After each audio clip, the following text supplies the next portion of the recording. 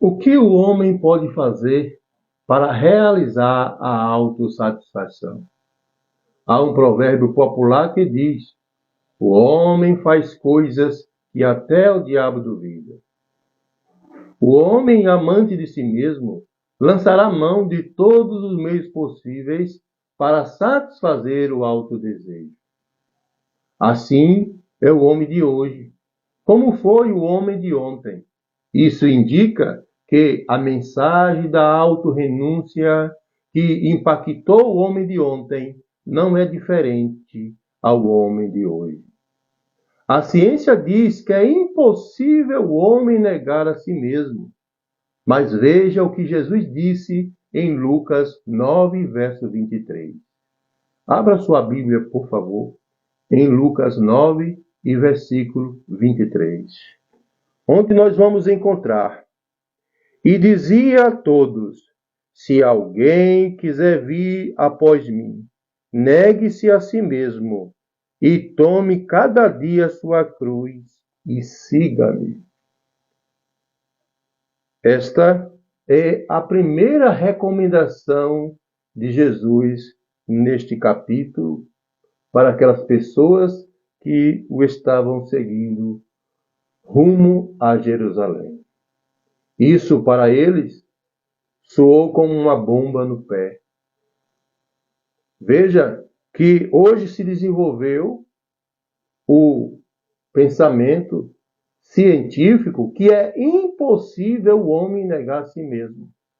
Mas é o que Jesus está ensinando. Aqueles que querem seguir a Jesus devem tomar cada dia sua cruz e seguir. Mas Jesus não parou aí. Veja o que é que ele disse neste mesmo sentido em Lucas, no capítulo 14 e o verso 33. Assim, pois, qualquer de vós que não renunciar a tudo quanto tem, não pode ser meu discípulo. Veja, a primeira recomendação de Jesus envolve a autonegação, algo incompreensível à ciência. E agora Jesus faz outra declaração, mexendo naquilo que o homem mais procura nesta vida, que são os bens materiais. E aqui o Senhor diz: assim, pois, qualquer de vós que não renunciar a tudo quanto tem. Difícil, muito difícil. Mas para aqueles que não compreendem o que é que Jesus está dizendo. Nós vamos ver em outros textos bíblicos explicando isso, onde nós vamos encontrar os apóstolos dizendo que o amor ao dinheiro, o amor aos bens materiais é a raiz de todo mal. Jesus precisou de recursos. Os discípulos precisaram de recursos. Então, Jesus não está dizendo aqui que nós devemos pegar tudo que temos e jogar ladeira abaixo na ponte, no rio. Não é isso que Jesus está dizendo. Jesus está se referindo ao amor, à posição das coisas materiais na vida do crente. Jesus, ele quer o primeiro lugar em nossa vida. É isso que Jesus quer de nós. E é isso que aqueles que querem agradar a Deus fazem. Por certo, vivem negando a si mesmo. Vivem negando aos bens materiais, mesmo precisando deles. Mas estes bens materiais, eles vão ser aplicados de acordo à necessidade. Aqueles que querem agradar a Deus, eles pagarão o preço, eles se sacrificarão, eles lutarão, eles farão renúncia. Isso evidenciando o arrependimento constante, que é o ponto central da nossa lição hoje. Arrependimento constante. Essa é a ideia do autor desta lição, o pastor Ezequias Amâncio Marins, pastor da Igreja Batista Central em Japubá, Rio de Janeiro. O mesmo destaca a palavra arrependimento como um ato constante na vida do crente. Você tem se arrependido diariamente?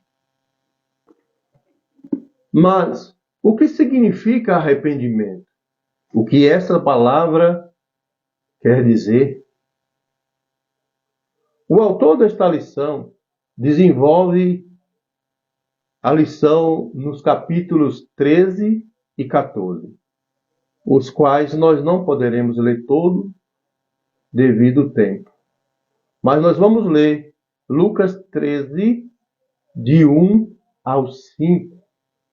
Por favor, leia comigo. E, naquele mesmo tempo, estava presente ali alguns que lhe falavam dos galileus, cujo sangue Pilatos misturara com o seu sacrifício. E, respondendo Jesus, disse-lhes: Cuidai vós que esses galileus foram mais pecadores do que todos os galileus, por terem padecido tais coisas? Não. Vos digo, antes, se não vos arrependerdes, todos de igual modo perecereis. Ou aqueles 18 sobre os quais caiu a torre de Siloé e os matou. Cuidai que foram mais pecadores do que todos quantos homens habitam em Jerusalém? Não. Vos digo, antes, se não vos arrependerdes, todos de igual modo perecereis. Nós estamos diante aqui de um texto que retrata duas tragédias, onde alguns religiosos estavam sacrificando e Pilatos misturou o sangue dele com o sangue do sacrifício. Nós vimos também aqueles galileus que foram esmagados por uma pedra que caiu sobre eles. E os judeus, eles consideraram que eles eram mais pecadores. Eles tinham culpa. Eles eram amaldiçoados. Será que esse pensamento não pode estar ocorrendo em nossos dias hoje? Nós estamos vivendo atualmente um dos piores momentos da humanidade. A pandemia, que se iniciou em 2019, é uma das maiores enfrentadas pela humanidade até hoje.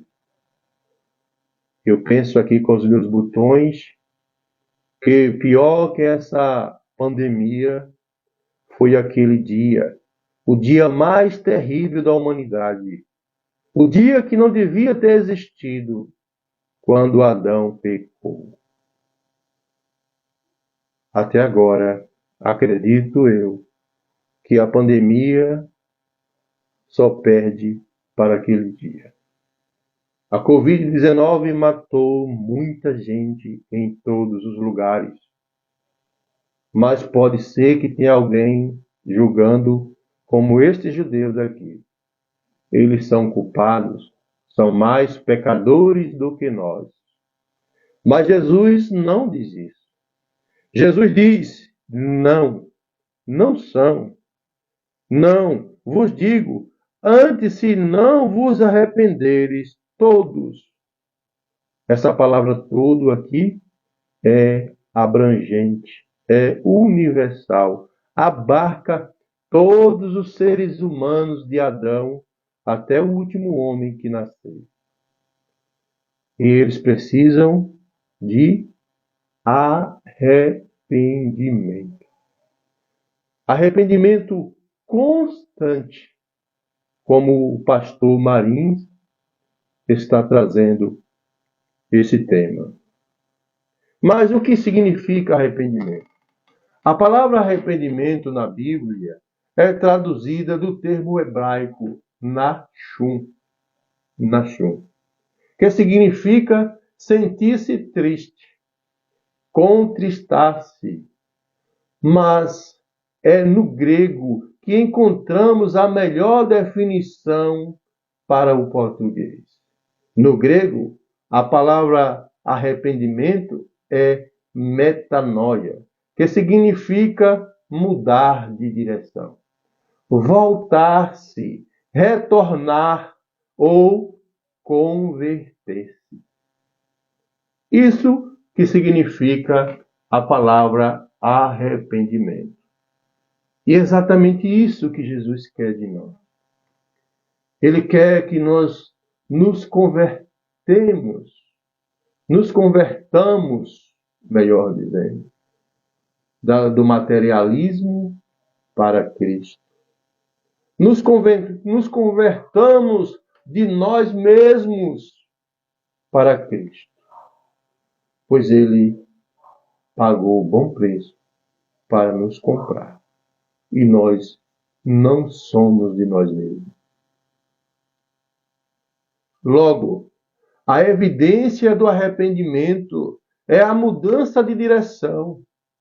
Isso é conhecido também como o novo nascimento, o qual é um predicado necessário para se adentrar às portas do reino dos céus, conforme a avaliação de Jesus em João 3 e verso 7, onde ele diz a Nicodemos: não te admires de ter dito isto, necessário vos é nascer de novo.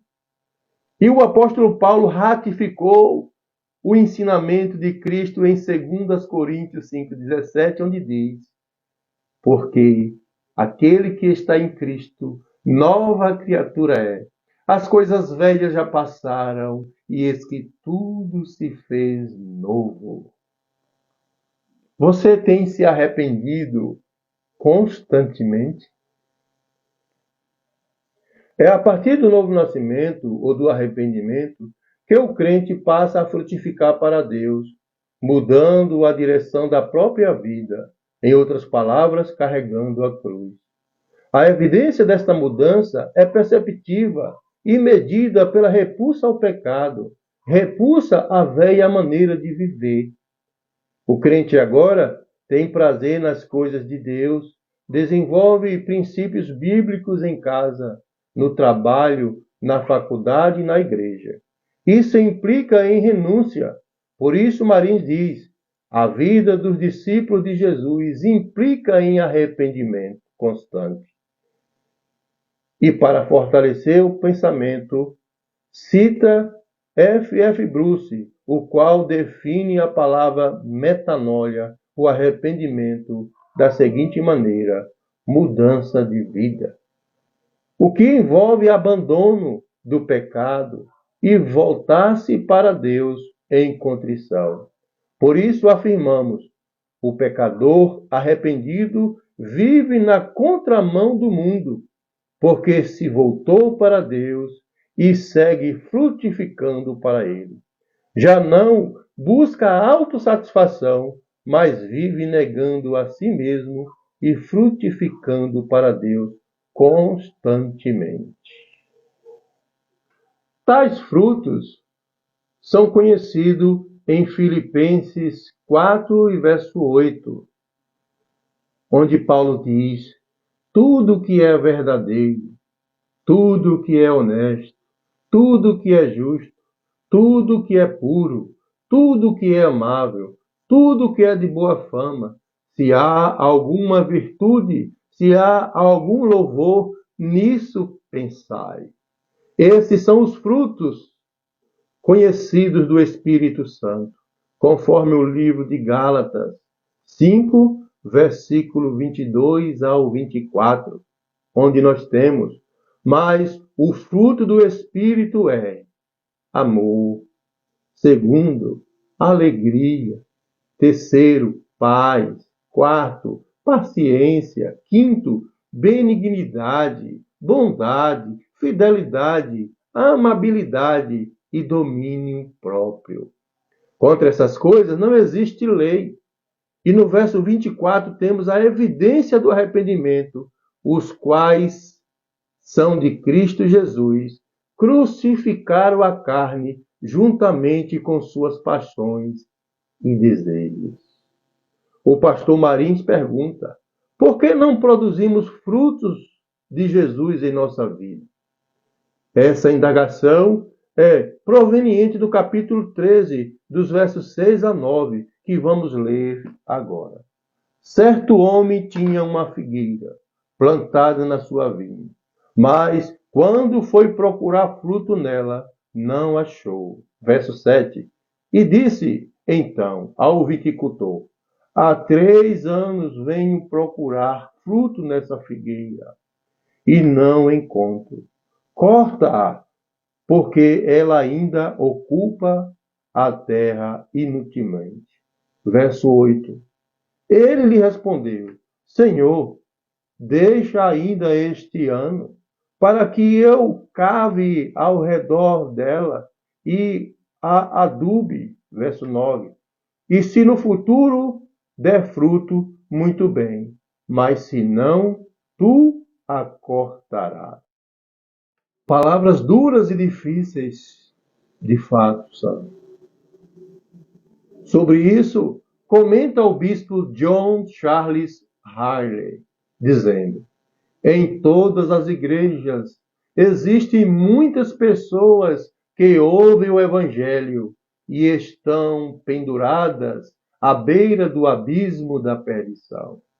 Durante muitos anos, elas têm vivido na melhor parte da vinha de Deus, mas, apesar disso, não produzem frutos.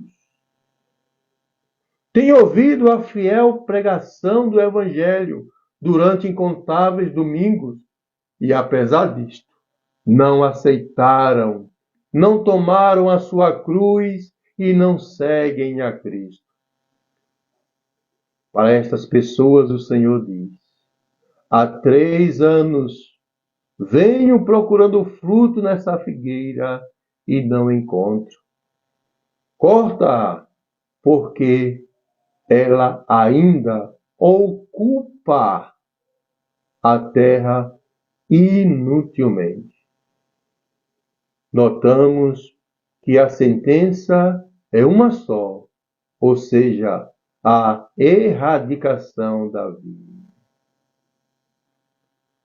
Riley explica a razão dos crentes infrutíferos na igreja do século XVIII. Ou seja, está na recusa da cruz de Cristo, na dureza do coração ou na brutalidade do egoísmo pessoal. Eles estão indiferentes ao sacrifício de Cristo, por isso não há mudança de direção. Essa questão merece resposta particular, ou seja, a melhor resposta será o autoexame de cada um.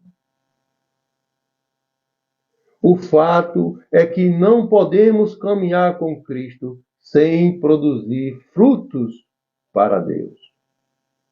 Destacamos Lucas 13 e versículo 7, que diz: há 3 anos venho procurar fruto nessa figueira e não encontro. Corta-a, porque ela ainda ocupa a terra inutilmente. Examine-se, procure evidência de arrependimento em si mesmo. Se o encontrar, tenha certeza, você está no caminho certo. Faça isso urgentemente, porque o tempo não para. Seguir ao Senhor Jesus valerá a pena. O Dr. Lucas registrou 3 parábolas no capítulo 14. A primeira é: os convidados do noivo não aparecem. Estes são judeus, mas o noivo chama os indignos para ocupar os primeiros lugares na festa de casamento. Lucas 7 ao 14. A segunda parábola é a da grande ceia, recusada pelos judeus, porém franqueada aos gentios indignos de tal mesa. Lucas 14, de 15 ao 24. A terceira parábola é a da abnegação. Por isso devemos avaliar o preço de frutificar para Deus. Lucas 14, 25 ao 35. Nesse texto encontramos o termo "não pode ser meu discípulo" 3 vezes, a saber, verso 26, gostaria de ler. Se alguém vir a mim e não aborrecer a seu pai e mãe, mulher e filho, e irmão, e irmãs, e ainda também a sua própria vida, não pode ser meu discípulo. Veja agora o verso 27. E qualquer que não levar a sua cruz e não vier após mim, não pode ser meu discípulo. Vamos ver novamente o versículo 33. Assim, pois, qualquer de vós que não renunciar a tudo quanto tem, não pode ser meu discípulo. Isso indica que não podemos frutificar para Deus sem abandonar a capanga dos maus desejos pessoais. Marins disse: antes de abrirmos a boca, o mundo precisa ver Jesus em nós. E para guardar no coração, é preciso ouvir o chamado de Deus e da meia volta. É preciso revelar Cristo na vida antes de abrir a boca para dizer alguma coisa. É preciso fazer avaliações de fé. E para fim de conversa, frutificaremos mais para Deus quando nos desprendermos mais e mais das coisas e buscarmos mais a Deus. Sim, nos humilharmos perante o Senhor, como diz o apóstolo Pedro. Do mesmo modo, vós, os mais jovens, sujeitai-vos aos presbíteros, tende todos uma disposição humilde, uns para com os outros, porque Deus se opõe aos arrogantes, mas dá graça aos humildes. Portanto, humilhai-vos sobre a poderosa mão de Deus, para que ele, a seu tempo, vos exalte, lançando sobre ele toda a vossa ansiedade, pois ele tem cuidado de vós. 1 Pedro 5, de 5 ao 7. Oremos. Querido Deus e amado Pai, obrigado, Senhor, por estes momentos aqui, Senhor, onde nós aprendemos um pouquinho sobre a renúncia constante, sobre o arrependimento. Nesses 2 capítulos do Evangelho de Lucas. Ó querido Deus, eu te peço que o Senhor abençoe a cada irmão e irmã que ouviu essa palavra e que o teu Santo Espírito venha frutificar, ó Senhor, esta semente na vida de cada um. Ó Pai querido, nós oramos a Ti, no nome de Jesus, com a ajuda do Espírito Santo. Amém.